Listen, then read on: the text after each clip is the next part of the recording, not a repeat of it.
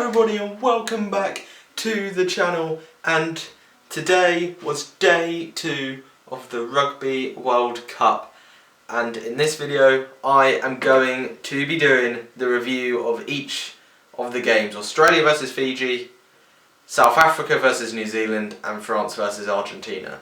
So let's get straight into it.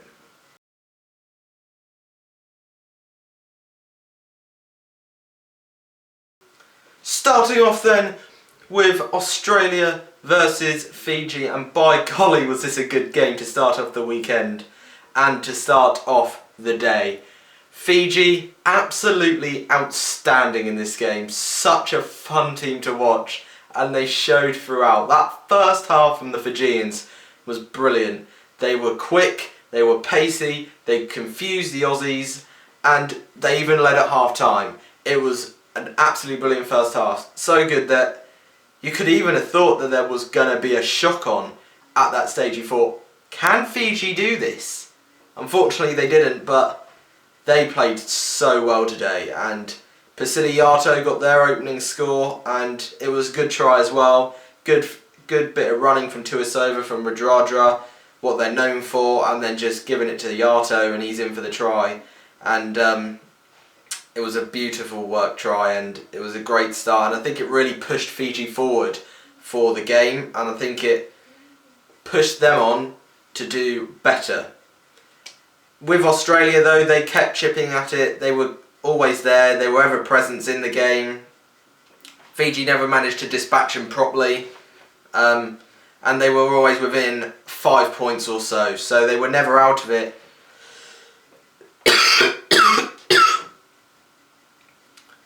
Which meant when it came to fitness, that's when Australia shone. In that first half, Australia weren't brilliant. They didn't look themselves, they didn't look at the races. I think maybe a bit of nerves could have come into that, maybe a bit of shock about how well Fiji came out of the blocks could have come into that. But yeah, they didn't look at the races at all in that first half. But fair play to Fiji going into half time in front, because they were fantastic and they really deserved it. In the second half though, it was a different story. Fiji got the opening try of the second half through an intercept, so it even looked, even then, thinking, can there be a shock on the cards? And then Australia piled on the pressure.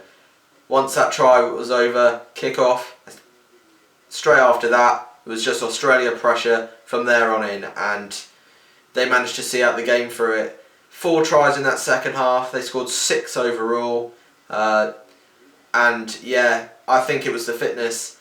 Fiji's bench, of course, not world class. It's not got the players on the bench like the Aussies do, and I think that was in the end the difference. Will Genia made a big difference for Australia. I think he came on and added some flair to them, and it showed. Their attack was much better in the second half, much more finishing as well. And yeah, also in the second half, their rolling maul from the lineouts was brilliant, and I felt like once they figured out that that's where Fiji's weakness were, then they just carried on using it, and they scored 2 tries from it. 2 tries from Lato from the rolling maul, dotting over 2 of the 6 tries he scored.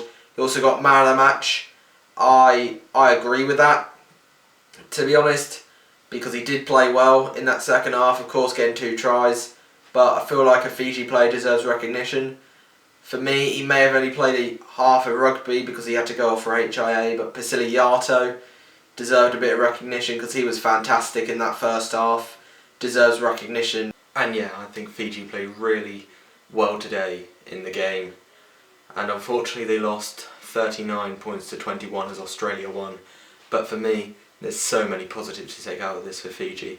If they play the way they did for this game against Australia in the next games against the likes of Uruguay, they will win hands down. And I mean, I feel like they're very unlucky today. They could have got a point, they didn't. But yeah, if they play, they've just got to play the same way they're playing, and they can easily beat other teams in this World Cup. They've still got 3 games left, they can still show themselves, and they can still even pull off a shock against Wales if they play the way they did today. And yeah, Fiji played really well. But for Australia, after this victory, I feel like they've shown themselves in that second half on what they can do. They've shown what they can do.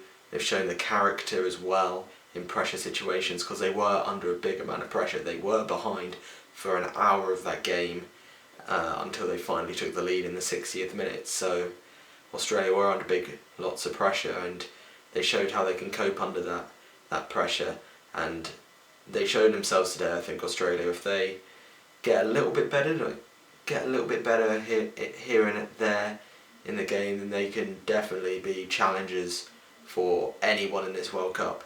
They can be challengers for Wales to top the group, and then if they get to the quarterfinals, they can challenge there as well. So I think they've made a statement in that second half. First half wasn't polished, it wasn't very good, but I feel like they made a statement in that second half. But overall, this game was fantastic, and it was a brilliant start to day 2 of the Rugby World Cup. And yeah, unlucky for Fiji, but Australia managed to win by 39 points to 21.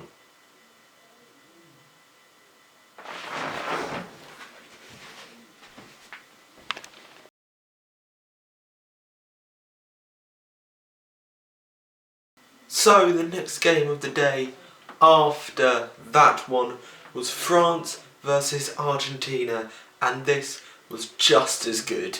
This was brilliant. It may not have had as much attacking flair, but it still had a bit. And I've got to say, this was just typical France and Argentina. Coming into this, I thought, I don't know what to expect of them. They're both going to be inconsistent, and this game just showed how inconsistent they can be. France, absolutely brilliant that first half. Gaël Fickou, best player on the pitch, with Vakatawa as well. Vakatawa also just tearing it up in the centre and just running riot and causing mischief in the Argentina backline. And they were all over Argentina. It didn't look like Argentina had an answer. And they went 17 points to 3 up at half time, and that was good. That was good from France to see them do that, because that is the France that we know. That is what France can do. And yeah, but then they lost it in the second half, and the inconsistency showed, because Argentina had a poor first half, had a brilliant second half, and then they were everywhere. They were running around the pitch. They were buzzing. They were firing on all cylinders. And just like the first half for the Argentines, in the second half the French had no answers, and they didn't know really what to do. And it all came down to that drop goal, and that won the game for France. The drop goal, and that was such a big moment, not just for like a single game, but for the whole tournament for France.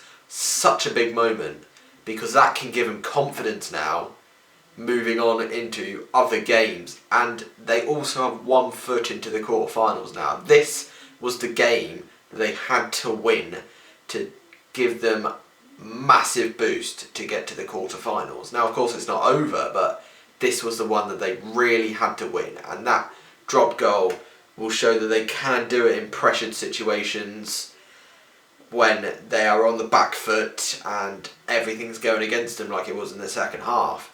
Shows that they can see through the game. Maybe not play brilliantly in that second half, but they can still see through. And that's what they did. Argentina played well. They showed signs, they showed positive signs that they can take into the other games, and use that in other games to play well and win some other games. They're going to have to win that England game now. That's going to have to be a big one for them. But France, for me, this is a massive victory for them, because they can go forward now and they can take this confidence, know that they're 1 foot into the quarterfinals, take this confidence and just push on now. And if France still face inconsistencies, then this game could be a distant memory for them, but I feel like this can really push them on towards the quarterfinals. And yeah, it was an absolutely thrilling game with twists and turns. Game of 2 halves, and it was a fantastic one to watch, really. It was brilliant, and yeah.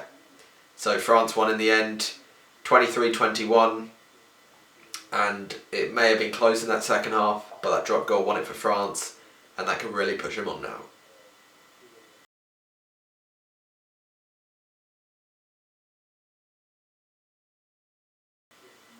So the final game of day 2, of course, was New Zealand versus South Africa. The one we were all looking forward to today, and well, it lived up to expectations, didn't it? Brilliant game. People were calling it the rehearsal for the final. Not too sure yet. I still think the World Cup's wide open to call who's in the final, but New Zealand won it in the end. New Zealand won it, and in the end, I don't think they won it well from what the scoreboard suggests, but they did win, and they were made to work for it, because that first 20 minutes was all South Africa, and New Zealand played so well in this game to see off that South Africa challenge, to see off the pressure that they were putting on that New Zealand defence. They were just so good at soaking up that pressure and just allowing it. And then as soon as they got the chance to insert their authority on the game, as soon as South Africa made a mistake of some sort, they punished them. They were classic New Zealand. One little mistake from South Africa, or two as it were at the time. 2 mistakes, 2 tries in quick succession. And then the game was almost away from South Africa and they were chasing all of a sudden. 3-0 up going into the 20th minute mark, and they were dominating South Africa, and then they make 2 mistakes pretty much quite close to each other in proximity, and New Zealand have scored 2 tries and then are 17-3 up, and you can't say anything else rather than it's classic New Zealand. And then New Zealand, being New Zealand, managed to see off the game, and they're just so good at game management that they managed to see off the game. And South Africa really came into it in that last part of the second half, and in the start of the second half as well. They really came into it, and New Zealand, I said that South Africa came into it in the last part of the second half, but I think New Zealand controlled it. I think New Zealand controlled the South Africa attack. They minimalised the threat, and as I keep saying, it was classic New Zealand. They showed great game management, capitalised on South Africa errors, and they scored tries when they needed to, and it was brilliant to watch from New Zealand. Of course, man of the match in that one was Beauden Barrett. He was everywhere. People have been saying, can he play 15? Should he be playing 10? Well, this game showed he can play 15. He hasn't played many at 15, but it shows he can. And he was brilliant on that pitch today. Amazing. There were 1 or 2 ref decisions that maybe were a bit controversial.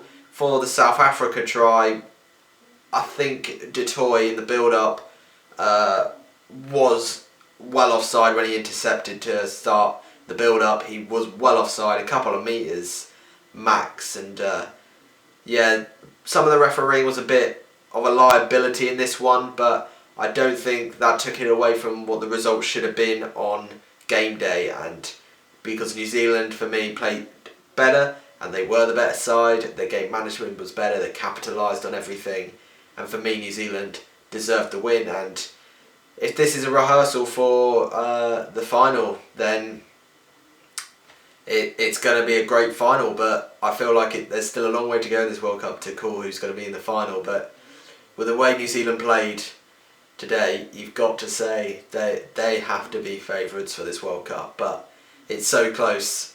Who knows? Who knows? But yeah, New Zealand won that one against South Africa, and I think it's pretty much obvious they'll win this group now, and South Africa should come second. And yeah, it was a fantastic game, and it topped off a fantastic day of rugby at the World Cup.